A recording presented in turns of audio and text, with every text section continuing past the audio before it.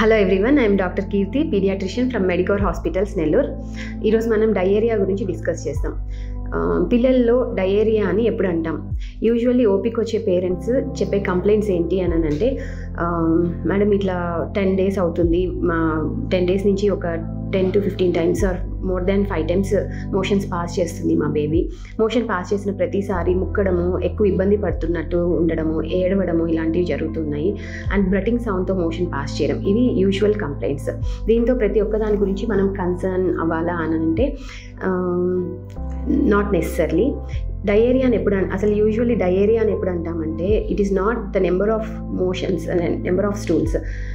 Usually consistency is more important. అంటే వాటరీగా వెళ్ళడము, మ్యూకాయిడ్ ఉండడము, లేదంటే బ్లడ్ ఉండడము దాని మోషన్లో, most of the times foul smell, లేదంటే కలర్, ఇవన్నీ కూడా కన్సిడర్ చేయాల్సి వస్తుంది, not just the number of stools. So usually ఎందుకు ఇలా అవుతుంది అని అంటే, వన్స్ ఇన్ఫెక్షన్ వచ్చిన తర్వాత most of the times viral డయేరియాసే ఉంటాయి పిల్లల్లో.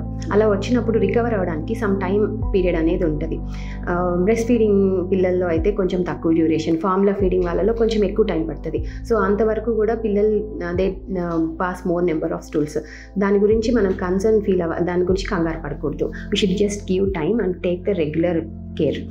అలానే మనము వన్స్ ఇలా డయేరియా వచ్చినప్పుడు ఓఆర్ఎస్ ప్రిస్క్రైబ్ చేస్తారు డాక్టర్స్. అది ఇస్తున్నప్పుడు అది రైట్ ప్రపోర్షన్స్లో మిక్స్ చేసి ఇవ్వాలి.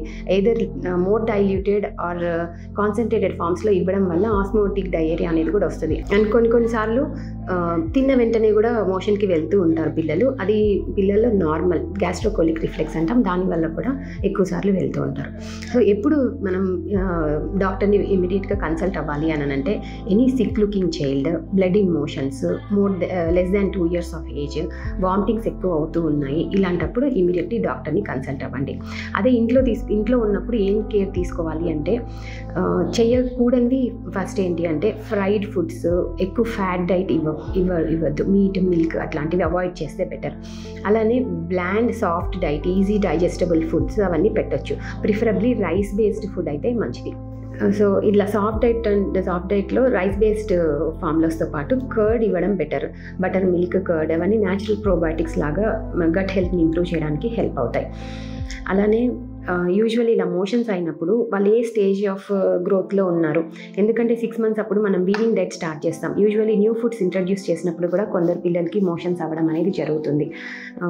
మోస్ట్లీ గ్లూటెన్ అలర్జీస్ ఉంటాయి కొందరు పిల్లలకి. సో ఏదైనా ఫుడ్ ఇంట్రడ్యూస్ చేసినప్పుడు అవుతుందా అనేది గమనించుకుంటూ ఉండండి.